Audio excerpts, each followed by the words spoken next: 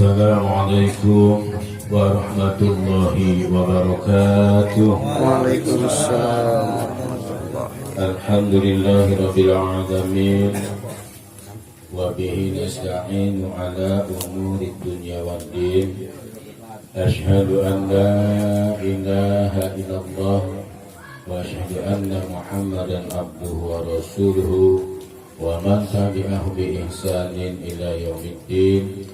Allahumma shalli ala sayyidina Muhammadin wa ala alihi wa sahbihi ajma'in.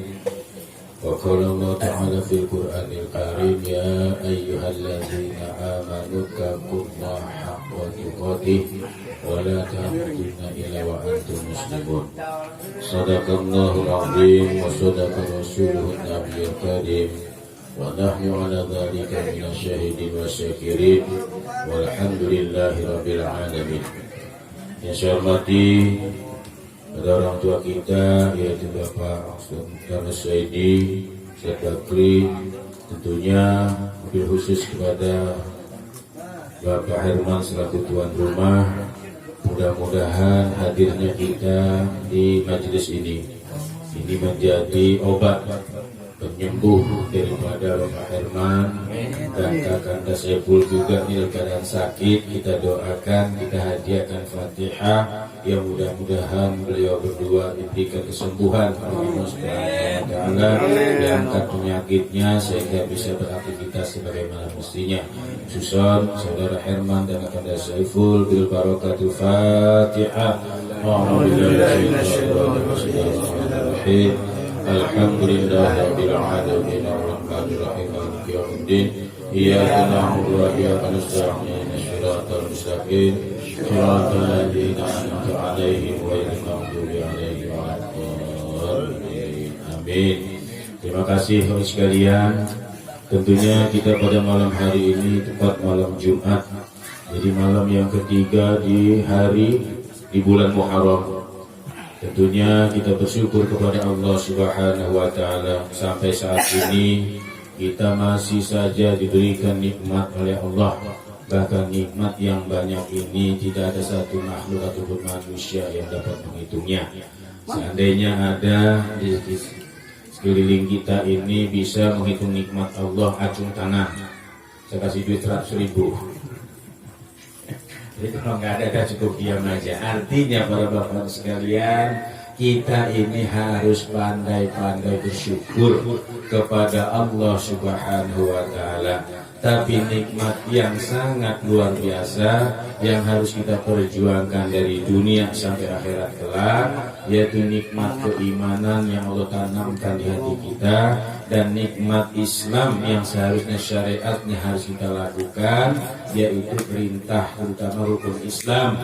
Ini jangan sampai ditinggalkan kalau kita ingin nanti menghadap Allah dalam keadaan husnul khatimah. Tentunya nikmat yang sering kita lupakan, nikmat sehat, ya sehat walafiat, sehat jasmaninya dan rohaninya diberikan afiat oleh Allah Subhanahu wa taala. Hari ini, malam ini kita bisa makan, hari ini bisa minum, hari ini kita bisa silaturahim, bisa bicara, bisa tertawa, bisa ngobrol, bisa ngerokok. Ini semua atas dasar Allah sayang dengan kita. Kenapa? Karena kita masih mau bersilaturahim. Karena orang yang rajin bersilaturahim, insya Allah dipanjangkan umurnya, berkah, diluaskan rezekinya, rezeki dalam keadaan berkah. Dan satu lagi ada yaitu, ya, dipanjangkan umurnya, ditambah yang belum punya istri dapat dicoba dikabulkan jodohnya. Amin. Bapak Ibu sekalian, bapak-bapak, tentunya kita bersolawat kepada Nabi kita Nabi Muhammad sallallahu alaihi wasallam, dan keluarga dan sahabatnya, khusus kita satu umatnya telah mendapat syafaat yaumil qiyamah. Amin ya rabbal alamin. Tentunya pada malam hari ini kita sudah sama-sama membacakan silsilah. Kita bacakan zikir, tahlil, tahmid, kita bacakan surat Yasin, doa, Nah ini kita hadiahkan kepada almarhum dan almarhumah, terutama ada 5 orang yang alhamdulillah tahun ini sudah masuk badal hajinya, yaitu Ibunda Hajah Sofiah binti Tugimin dan Bapak Haji Jupri bin Abdul Karim, Ibu Hajah Samastinah binti Haji Mazidi, dan Bapak Haji Mazidi bin Simin. Satu lagi adinda kita Haji Rudiansa bin Zainal Abidin. Mudah-mudahan mereka semua sudah cukup rukun Islamnya, sehingga hajinya pun haji sesuai doa kita, Allahumma ja'alhu hajjam mabrurah, haji yang mabrur, haji yang diterima. Jangan segan dan jangan kita malu untuk menyatakan hal itu. Kenapa? Karena sudah dibadal hajikan. Yang membadalkan tentunya orang sudah haji. Kalau yang belum haji jangan, ya. Ini kadang-kadang baru pertama kali naik haji langsung ngebadalin sosokan.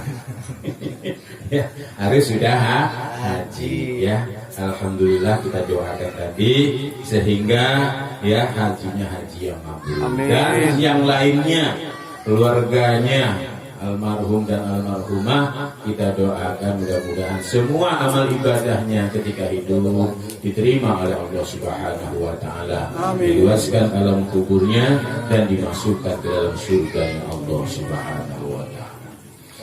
Bapak-bapak hadirin yang dimuliakan Allah Subhanahu wa taala, bertepatan kala malam ini malam Muharram, tentunya saya ingin bertanya tentang kehidupan kita sehari-hari. Kenapa? Karena di dalam Al-Quran Allah nyatakan innallaha yuhibbul muhsinin. Sungguhnya Allah itu cinta kepada orang yang selalu berbuat kebaikan. Nah artinya Bapak sekalian, kita diperintahkan agar setiap hari ini kita harus berbuat kebaikan. Isilah waktu yang Allah berikan 24 jam ini, 1 jamnya saja itu berharga buat kita. Kalau andai kata 1 jam kita lakukan untuk berbuat tiong-tiong dalam arti tidak ada manfaat di atas dunia ini, kasihan Pak. Pada siapa? Pada diri kita. Dalam Al-Quran jelas, jangan kau campakkan diri kamu ke mana? Ke lembah yang namanya kehinaan. Nah orang yang hina ini adalah orang yang tidak mau tahu urusan di dunia, apalagi untuk berbuat baik, apalagi dia mengenal Allahnya, bahkan dia sendiri gak kenal sama dirinya sendiri. Jadi 24 jam ini Pak, kalau bisa kita ini dari merem, ya, meleknya itu jangan diisi perbuatan-perbuatan dosa, ya. Usahakanlah kita ini selalu berbuat baik menurut Allah, baik menurut manusia. Bagaimana baik menurut Allah? Kalau baik menurut Allah ini, sekalipun kita berbuat baik dengan manusia, tetap nggak baik manakala kita nggak menjalankan perintah Allah, ya. Jadi ini kadang-kadang kita maaf, kita sering zikir la ilaha illallah, la ilaha illallah. Tapi satu syariat ibadah sholat sering kita tinggalkan. Sebenarnya kita malu Pak. Malu sama siapa? Kita sebut Allah, tapi kita nggak menjalankan syariat Allah. Ya, berarti kita dusta dengan Allah. Itulah salah satu diantaranya yang pernah kejadian ulama ditanya, dia berdoa kepada Allah, tapi doanya nggak dikabulkan. Dia ngucap Allah, tapi syariatnya dijalankan. Nah ini, ya, jangan sampai. Kembalilah Pak, ya. Kita kembali ajilu taubatan qoblal maut. Kembalilah kita sebelum ajal menjemput kita, cepat-cepat kembali kita kepada Allah Subhanahu wa taala. Bapak-bapak, sekarang saya tanya, pada malam hari ini sekarang lagi heboh nih dari 2019 sampai 2021. Ya, takut kita ini kepada makhluk Allah yang namanya corona berapa persen? Kalau sampai kita takutnya dengan corona makhluk Allah sampai 90%, berarti kecil sekali kita 10% takut sama Allah. Itu salah. Yang ada kita harus takut dengan Allah, bukan takut dengan makhluknya.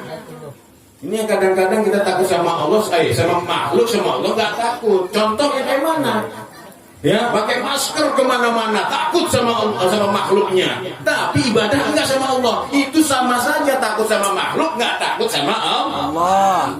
Oh, jangan kebalik, Pak.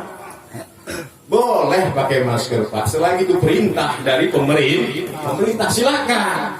Tapi ada yang lebih kita harus takut, yaitu yang menciptakan makhluk Allah yang namanya corona. Tadi itu adalah Allah Subhanahu wa taala. Jadi jangan sampai kita ini takut kita melebihi takutnya daripada Allah. Ini kadang-kadang kita kebalik, sama makhluk takutnya luar biasa, sampai takut namanya kematian dengan corona tadi, sehingga sugesti kita kuat dengan adanya corona. Takut itulah yang menimbulkan kematian.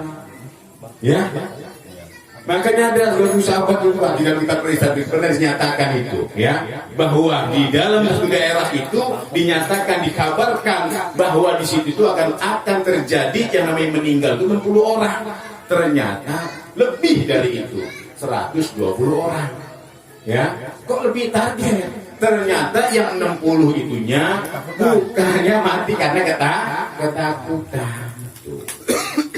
Jadi jangan berlebihan, Pak. Ya, sehingga mau kemana-mana takut, ngedekok aja di rumah. Ya, sama-sama orang Islam nggak mau jabatan tangan, malah main tonjok, main sikut. Itu nggak ada ajaran Islam seperti itu. Ya, kita ini dilatih, Pak, supaya kita ini mengikuti gaya-gaya orang-orang yang nggak ada ajarannya. Mana ada orang salaman komen tonjok, ya, salaman aja, nggak apa-apa, Pak. Ya, Islam ini lebih bersih, bahkan lebih mulia, ya, dibanding dari yang agama-agama lain. Sampai Allah pun mengatakan inna dina indallahi Islam. Sesungguhnya Islam ini agama yang diridhoi. Kalau sudah Islam diridhoi, Pak, kalau kita juga masih meninggal, berarti itu sudah kehendak Allah. Pesan juga, Pak, jangan sampai meninggal di rumah sakit. Karena apa? Kalau sudah meninggal di rumah sakit, kasihan nanti kita melawan pemerintah nggak bisa, tapi kita sudah mati, sudah dimasuki ke dalam peti. Kalau sudah masuk ke dalam peti, kita nggak bisa ngomong. Ya, nih Pak, kemarin Pak Tatang almarhum meninggal dunia, anaknya pengen udah sih Pak ke rumah sakit aja. Ya, hari sore itu masih sadar, Pak. Jam 5 meninggal, jam 7. Lalu bapak yang ngomong, wis lah nak, kata dia. Abah meninggal di rumah baik, takut nanti di sana dibilang corona. Alhamdulillah wafat jam 7 malam itu, 2 jam. Dia aja sadar takut kalau meninggal masuk rumah sakit dibilang corona. Yang akhirnya dipetiin. Sekarang petinya dilakban lagi, Pak. Kalau kemarin peti nggak pakai lakban, sekarang dilakbanin. Kenapa? Karena khawatir masih ada orang yang berontak ingin tahu benar atau tidak itu ada mayitnya. Ternyata memang ada. Ya, kejadian di Blora juga, Pak, dibongkar memang ada. Ya, ternyata mayitnya itu nggak sesuai dengan aturan-aturan Islam cara penguburannya, sehingga ditengkurepin dalam keadaan masih pakai baju. Kayak besar di Jawa, Pak, diceritakan seperti itu. Tapi alhamdulillah santri dan warga di sana mereka berani ketika ditanam, mereka berontak, akhirnya dibongkar hari itu juga, dibawa ke rumah. Rupanya ternyata memang posisinya masih dalam keadaan pakai baju, tengkurap kiai besar, Pak. Apa nggak durhaka yang model begitu? Ya. Nah sekarang ada yang bertanya, bagaimana yang memang kita nggak mampu untuk melawannya, kita nggak mampu untuk melihat dan mengambilnya? Sudah kembali ke hukum darurat, ini tanggung jawab mereka. Tanggung jawab mereka yang mau seperti itu, berarti dia tanggung jawab di hadapan Allah Subhanahu wa taala. Gara-gara uangnya besar, sehingga bisnisnya sekarang ini bukan bisnis jual beli barang, tapi bisnis nyawa orang. Wih, sekarang ini Pak, kita ini bisnis, jangan main. Di bisnisin, Pak, mereka yang dapat duit gede, kita yang nggak dapat duit. Kalau lu mau bebas gak disebut corona, bayar 30 juta sekarang ini. Ya, 30 juta baru bebas. Tapi kalau nggak punya duit, ayo datangan corona. Nah mereka yang dapat duit. Ya alhamdulillah kemarin itu Pak, biaya penguburannya dia kasih 1 juta, ditanya sama petugas sudah dibayar belum pak, sudah, ngekek mereka dapat duit. Saya perhatiin pak orang satgasnya, mereka senang bener karena udah dibayar. Karena apa? Jatah mereka itu ada untuk penggali tukang kubur. Kemarin waktu dikuburkan saya minta 1,5 juta, ambil di mobil ambulan, ada rupanya duitnya sudah dipersiapkan. Itu jadi para bapak sekalian, bukan ini yang ada-ada, memang kenyataan. Ya, jadi corona ini adanya di rumah sakit. Di luar daripada rumah sakit tidak ada corona. Ya, nggak ada pak. Sebab kenapa? Corona ada sih. Jadi bapak sekalian yang dimuliakan Allah Subhanahu Wa Taala. Lantas apa yang harus kita perbuat pak? Ya, kita diajarkan sebagaimana sahabat Nabi bernama Abdullah bin Amr bin As, beliau mengatakan ada 5 hal yang bisa menyelamatkan kita dari dunia sampai akhirat. Yang pertama, lazimkan kalimat la ilaha illallah Muhammadur Rasulullah. La ilaha illallah itu pun fikor. Salah satu teman yang ada di alam kubur yaitu kalimat tauhid, yaitu kalimat la ilaha illallah. Bapak-bapak yang sudah belajar ilmu tauhid, Pak, kalau sudah ilmu tauhid kita pelajari, ketika kita posisi kita lebih berat, memberatkan takut kita dengan makhluk daripada Allah, gugur ketauhidannya pada malam hari ini. Ya makanya kalau belajar tauhid, sudah Pak, kalau sudah sama Allah, sudah Allah aja. Kecil amat makhluk itu. Bukan kita tentang makhluk ciptaan Allah, bukan. Justru ini peringatan buat kita, diberikan yang namanya virus ini mengingatkan kepada kita yang orang-orang yang meninggalkan perbuatan-perbuatan yang mereka jauh daripada Allah agar dia lebih mendekat diri kepada Allah Subhanahu Wa Taala. Itu maksudnya. Termasuk orang-orang yang munafik. Nah, orang-orang yang mukanya 2, belakang ada, depan ada, itu orang munafik. Ini hati-hati, akan diancam oleh Allah Subhanahu Wa Taala pintu neraka yang paling bawah, yaitu pintu Hawiyah namanya. Di dalam kitab Daqail Akbar diceritakan hal seperti itu. Itu adalah orang khusus bagi orang-orang munafik dan orang-orang kafir yang mereka jauh apalagi mendekat kepada Allah. Justru mereka mengatakan bahwa Allah itu tidak ada. Ya, makanya kembali lagi Bapak Hari sekalian, kembali lagi kalimat tauhid ini kita mantapkan, tapi ingat syariat jangan ditinggalkan. Ya, jangan ditinggalkan. Kalau kita ini memang sayang sama orang tua yang sudah nggak ada, ya doakan habis sholat. Kalau bisa jangan habis sholat aja Pak, sholat wajib, sholat sunnah didoakan. Datang ziarah kita ke makam, doakan, kirimkan ayat-ayat Quran. Itu orang tua yang sudah nggak ada. Jangan kita malah di dunianya ini justru kita lupa sama orang tua kita yang membesarkan kita dengan kasih sayangnya, tetapi kita lupa dengan orang tua. Borok-borok mendoakan, justru kita jauh kepada Allah, bahkan jauh kepada orang tua. Nggak pernah mendoakan. Ini disebut anak aqul walidain, anak yang durhaka kepada ibu bapak. Itu. Nah yang kedua, ketika kita ditimpa musibah sekarang di mana-mana pengumuman innalillahi wa inna ilaihi rajiun, ya ini menunjukkan banyak orang yang meninggal dunia. Apa persiapan kita? Mereka yang sudah meninggal tunggu datang hari kiamat. Sebagaimana dikatakan dalam kitab Taqaid, ya assalamualaikum ila yaumil qiyamah, kata ruh kepada jasad, berarti dia jumpa nanti datangnya hari kiamat. Nah kita yang masih hidup, persiapan kita apa? Bekal kita apa untuk pulang menghadap Allah Subhanahu Wa Taala? Ya, malah kita jauh, ibadah nggak mau, zikir nggak mau, habis sholat assalamualaikum ngabur kayak wakai pro, kayak wong penting bae. Ini mah gue penting gitu ya. Assalamualaikum terus ngabur be. Ya kayak di mana-mana orang penting. Kayak HP bunyi 10 gitu modelnya. Ya, nggak tahu cuma cekakak aja yang dia lihat. Ya, nah yang mau hati-hati Pak. Ketika bertimpa musibah, orang yang ingin bahagia dunia akhirat, dia selalu sadar dan ingin mengucapkan pasti dengan kalimat artinya, yaitu innalillahi wa inna ilaihi rajiun. Nah sekarang kalau sudah ada yang meninggal sana sini Pak, ya mereka tetap yang sudah meninggal mau udah selamat aja ukurannya. Dia berdoa selalu, ya Allah biha, ya Allah biha, ya Allah bi husnil khotimah. Dia selalu berdoa agar dirinya minta dalam keadaan mati dan keadaan yang baik. Nah, kita ini belum tahu kapan mati dan di mana kita meninggalnya. Yang jelas persiapan kita adalah bekal pulang menghadap Allah Subhanahu wa taala. Banyak-banyaklah ibadah, banyak-banyaklah zikir, banyak-banyak baca Al-Qur'an, banyak-banyak sedekah. Nah, itu yang membahagiakan kita, Pak. Kalau sekarang ini apa yang dibanggakan? Baru aja dari kerabat 3 hari nih, ngeliat rumahnya bagus, ya Allah. Ya, mobil ada 1, orangnya sudah nggak ada, dipikir ya juga, mobil orang milu, rumah nggak ngikut, isi apa lagi? Ya, sekarang habis itu ada JN-nya 2, JN Plus namanya. Ya, emaknya meninggal, neneknya nggak ada lagi suaminya, berarti ada JN Plus di situ. Yang mau daftar silakan, anak yatimnya 3. Kayaknya yang ngelir jari kayaknya. Nah gini ya. Nah itu yang kedua.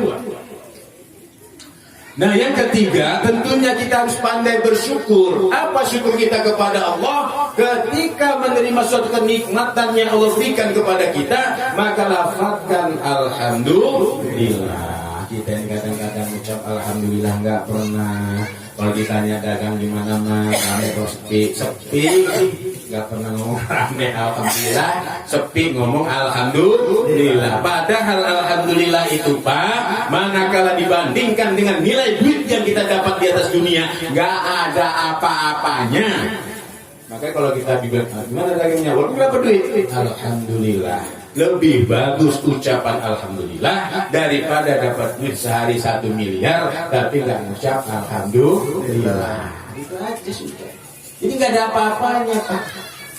Ya, itu yang bisa membahagiakan kita dari dunia sampai akhirat. Ucapan-ucapan itu. 1, kalimat la ilaha illallah Muhammadur Rasulullah. Yang kedua, inna lillahi wa inna ilaihi rajiun wa la haula wa la quwwata illa billahil aliyyil azim. Kalau orang sudah selalu melafazkan itu kalimat tarzih, dikatakan tidak ada daya dan upaya kecuali dengan izin Allah, insyaallah dia akan selalu menerima kehendak yang namanya kematian itu. Pada dasarnya kita ini Pak, yang hidup ini kalau bisa jangan mati nggak senang Pak orang kalau dengar mati itu Pak. Ngamuk, ada yang ngamuk pecah piring, saking jengkel buang ayam. Ya, ada lagi kopi sekedut 1 ini 1 teko, sering kesel dengan kematian. Ya, padahal kalau sudah innalillahi sudah. Itu kata Nabi, as-sabru sadaqatul ula. Orang yang sabar ketika pukulan yang pertama, maka dia akan mendapat ganjaran yang sangat besar dari Allah Subhanahu wa taala. Yang keempat kata itu tadi ya, Abdullah bin Amr bin As, beliau katakan yang keempat, manakala kita semua pekerjaan apapun pekerjaan, awalkan dengan lafaz Bismillahirrahmanirrahim, karena itu salah satu kalimat yang bisa menimbulkan keberkahan di dalam pekerjaan kita. Jangan sampai putus Bismillah, mau makan baca Bismillah, mau main sama perempuan baca Bismillah, ini lupa. Ya Bismillah. Allah macam itu saya lupa alam Jumat buka maning kori di paduan buku nikah ada tuh paduan buku nikah muji mak rambe baca Bismillah. Yang kelima, banyak-banyak baca istighfar kepada Allah. Astaghfirullahaladzim, astaghfirullahaladzim. Kita kadang-kadang ada sholat aja malas istighfar. Kalau kita kaji-kaji Pak, kita ini bersyukur.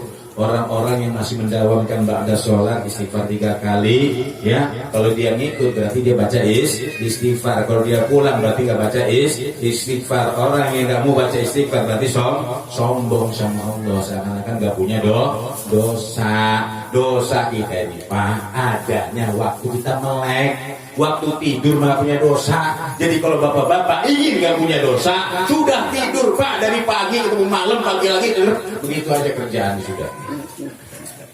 Kalau nggak mau punya dosa, Jadi kalau sudah melek, udah pasti yakin kita melakukan dosa. Baik dosa kecil, insya Allah kita hindarkan daripada dosa-dosa besar. Salah satu diantaranya yang nggak kita sadari adalah dosa besar yang kita lakukan adalah durhaka sama orang tua.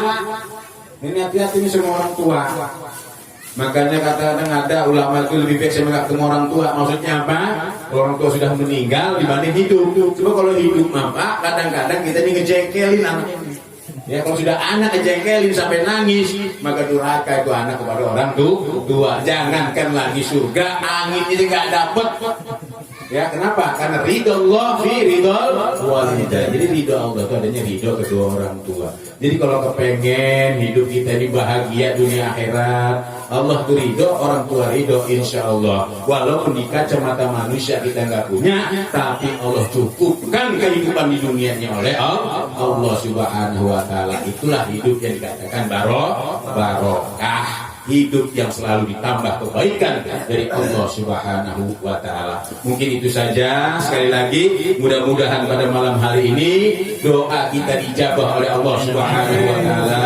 Bapak kita Herman dan Kalina Saiful diberikan kesembuhan oleh Allah Subhanahu Wa Taala. Insya Allah kita nanti ketemu lagi malam ke-10 yaitu Asyura. Itu saja, kurang lebih saya mohon maaf. Akhirul kalam. Assalamualaikum warahmatullahi wabarakatuh. Terima kasih kepada